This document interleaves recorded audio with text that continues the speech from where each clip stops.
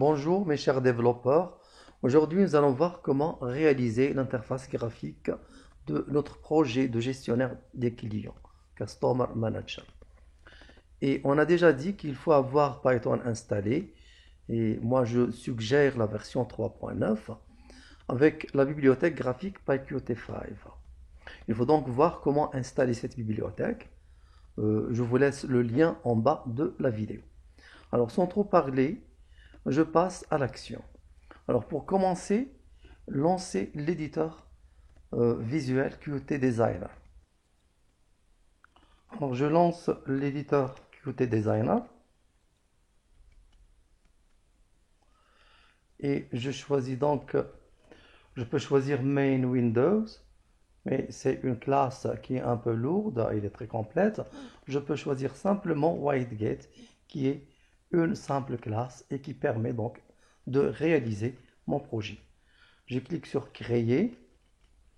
Voici donc la fenêtre principale de mon projet. Alors maintenant, afin d'organiser les WhiteGate, on va créer des frames. Comme vous voyez ici, donc vous voyez un frame au top pour le titre, un frame dans le sidebar pour donc le logo, les informations du client, etc. Et un frame ici au body pour afficher le formulaire d'enregistrement d'un client. Alors, je choisis donc la catégorie Container et je clique sur Frame. Je clique et je maintiens le clic et je fais déposer donc le frame ici au top. Je peux le redimensionner. Je peux aussi changer son style. Ici en bas, je sélectionne le frame et ici en bas,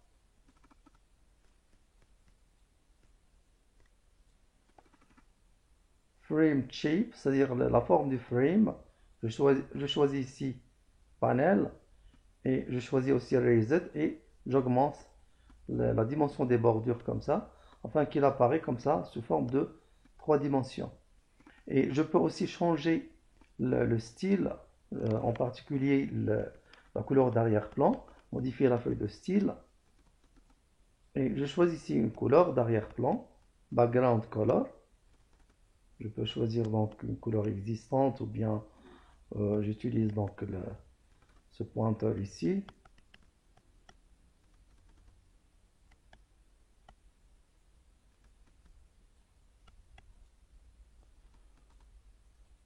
Voilà donc la couleur d'arrière-plan qui a changé. Je vais appeler ce frame top puisqu'il se trouve au top. Donc ici, object name, je modifie ici frame-top.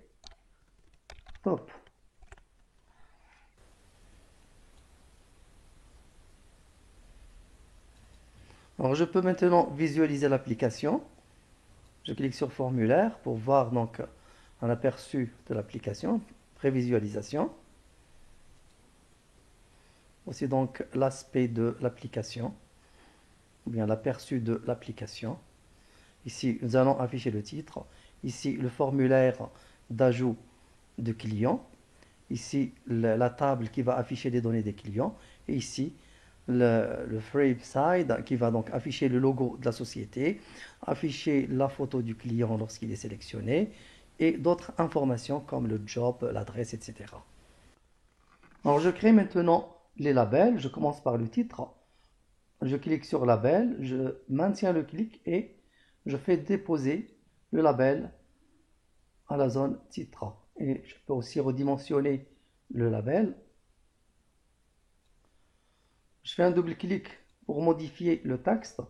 Je vais mettre ici le titre Customer Manager.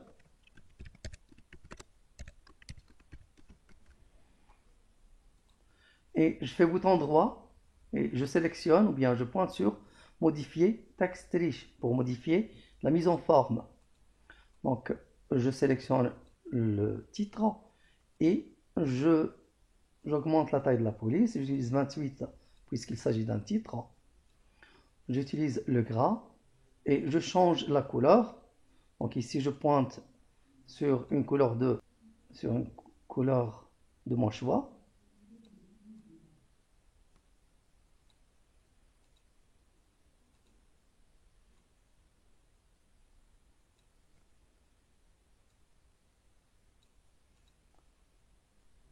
Alors maintenant, de la même façon, je peux créer les autres labels.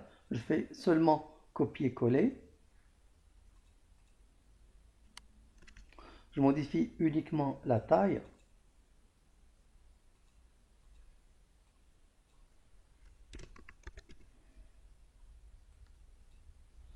Je vais prendre la taille 10 par exemple.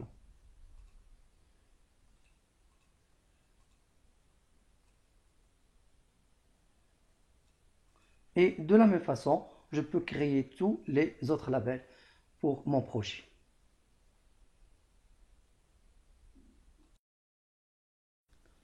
Voilà donc les labels du projet que je viens de créer. Je ne m'intéresse pas au nom de certains labels, par exemple name, email, je n'aurai pas besoin de les utiliser dans mon code. Je ne leur ai pas donné de nom, donc ils sont nommés par défaut. Vous voyez, label 6, 7, label 4, etc. Les autres labels que je vais utiliser dans mon script, il y a ici un label qui est vide. Je l'ai appelé LBL photo parce que je vais utiliser par le script pour afficher la photo du client. Et ici, il y a un autre label que j'ai nommé LBL adresse parce que je vais l'utiliser dans mon script qui va afficher l'adresse du client. Et en bas, LBL job pour afficher le job le job du client. Alors maintenant, je crée les champs de saisie. Je commence par le champ de saisie pour le nom. J'utilise la commande line edit.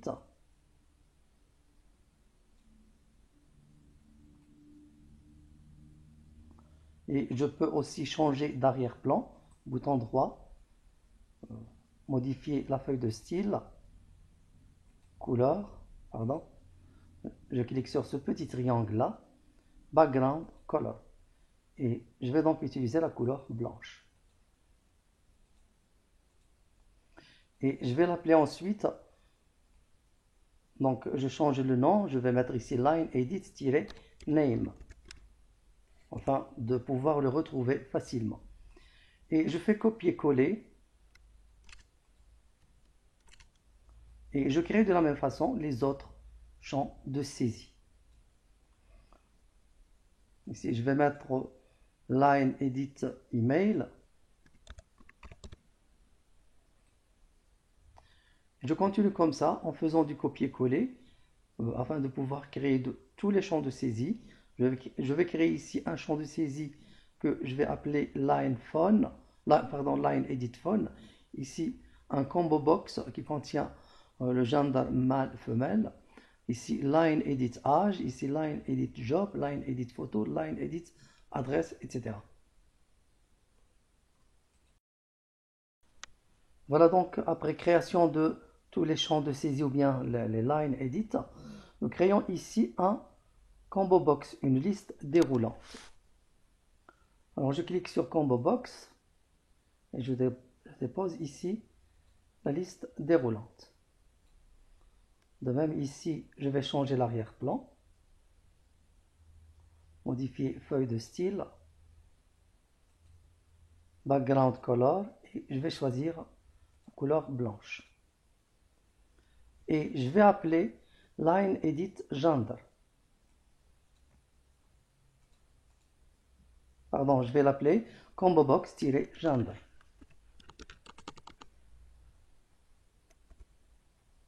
Je fais double-clic pour remplir la liste avec les items. Je clique ici sur plus pour ajouter un item, mâle, ensuite l'item femelle.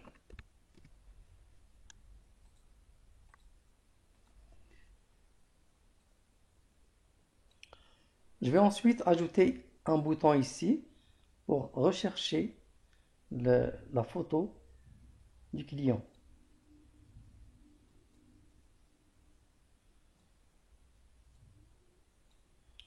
Je vais la nommer Beta and Browse. Ici, je vais mettre le texte Browse. Je peux modifier la mise en forme.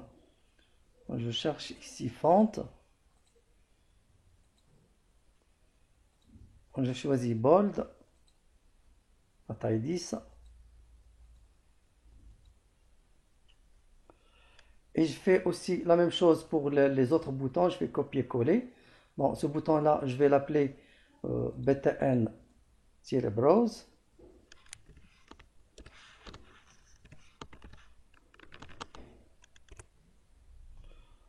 Je copie ce bouton-là, copier.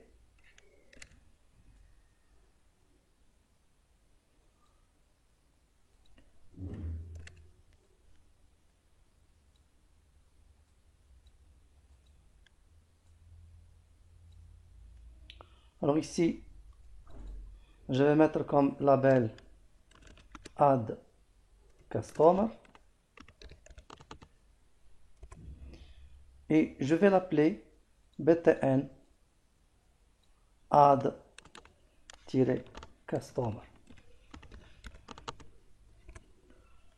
Et ça, c'est le bouton annuler ou bien cancel.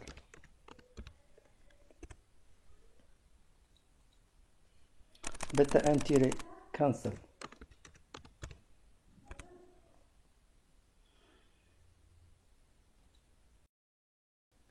Et on continue comme ça pour les autres boutons qui restent pour obtenir cette forme-là, bien ce design-là. Et voilà, comme ça, on ajoute les boutons nécessaires pour le fonctionnement de l'application. Il nous reste ici quelque chose à ajouter, un petit truc. Un petit truc, c'est d'ajouter ici un placeholder qui indique à l'utilisateur ce qu'il va faire. Placeholder text. Je vais mettre ici search by. Search by, ce qui se trouve sur la liste déroulante ici. La liste combo box. Search by name, email, phone, etc. Et j'ajoute ensuite un WideGet du type Table WideGet pour afficher les données du client. Je peux aussi changer l'arrière-plan du Table WideGet, modifier la feuille de style. Donc j'ajoute Background Color, je choisis le blanc ou bien la couleur blanche. Voilà. Et je peux redimensionner le Table WideGet.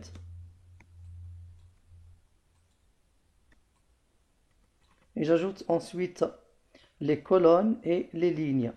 Je fais double-clic et pour les colonnes ou bien pour les lignes, je vais les numéroter.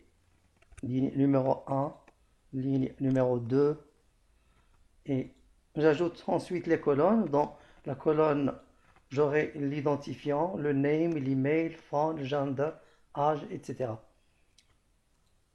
Alors, j'ajoute l'identifiant, ID, et je peux changer la mise en forme. Je clique sur Propriétés, et sur Font, je choisis la taille 10 et en gras. Et je fais la même chose pour le nom, l'email, etc. Et voilà donc l'interface graphique presque terminée. Je peux donc lancer le preview. Je clique sur Formulaire, Prévisualisation. Donc l'application aura cette allure-là. Et je peux ajouter ici un logo ou bien une bannière de l'entreprise. Alors à cet effet, j'enregistre premièrement le fichier dans un dossier, par exemple dans le bureau. Je crée un nouveau dossier, je vais l'appeler par exemple My App. Et j'enregistre l'application sous le nom de App. Et j'accède ensuite au dossier que je viens de créer, My App, au sein duquel je crée donc la structure de l'application. Je crée un répertoire pour les images.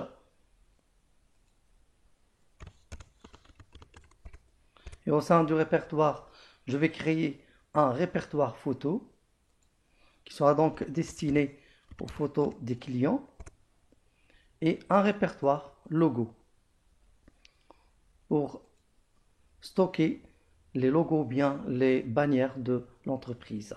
Logo.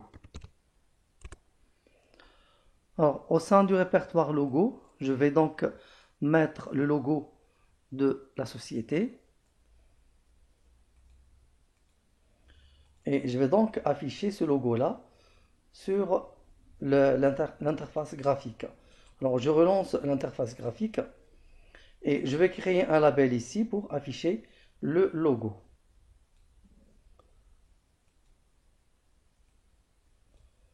Je crée un label.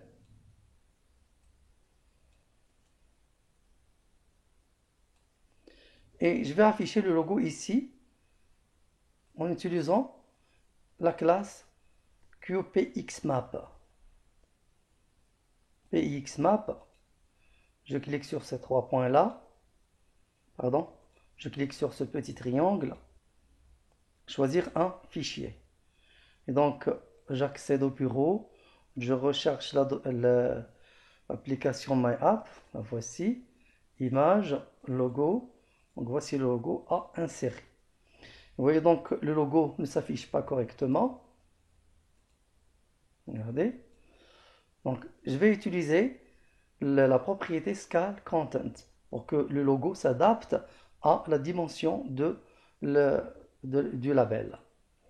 Donc, je recherche le Scale Content, le voici. Donc, je le coche. Voilà maintenant le logo qui s'adapte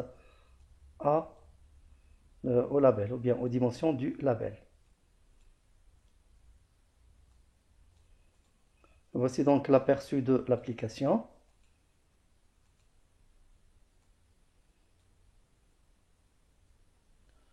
Alors maintenant, j'ouvre le répertoire du projet à l'aide de VS Code.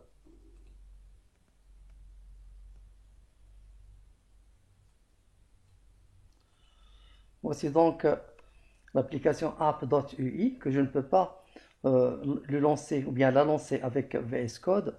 Voici le répertoire images qui contient donc le logo de la société et le répertoire photo qui sera destiné aux photos des clients. Alors je crée ensuite un répertoire que je vais nommer data qui sera donc destiné à la base de données, stocker donc la base de données, les fichiers de gestion de base de données, etc. Et donc, je vais transformer ce app.ui en une application Python ou bien en un fichier Python. Donc, je lance ici un terminal et je tape donc la commande pyuic5-x. Le nom de l'application c'est app.ui-o. Je la transforme en app.py. Et voici donc le fichier app.py qui vient d'être créé. C'est donc un fichier qui contient donc énormément de code. Vous n'allez rien toucher ici. Je vous montre ce que vous allez faire. Ça, ce fichier, on le laisse comme une librairie et on va utiliser seulement les objets de ce fichier. On appelle chaque objet par son nom. Alors, ce qu'on va faire, c'est de copier uniquement ce code-là et créer ici un fichier que je vais nommer par exemple main.py qui sera le fichier principal de l'application. Alors, je règle les indentations. Alors, j'importe la totalité du contenu du fichier app from app import étoile. Vous voyez que c'est réglé. Le module 6 c'est déjà importé. Alors, j'enregistre maintenant. Et je lance l'application depuis le fichier main.py. Voilà donc l'application qui se lance correctement. Et voilà donc c'est terminé pour aujourd'hui. Je vous retrouve dans la prochaine vidéo.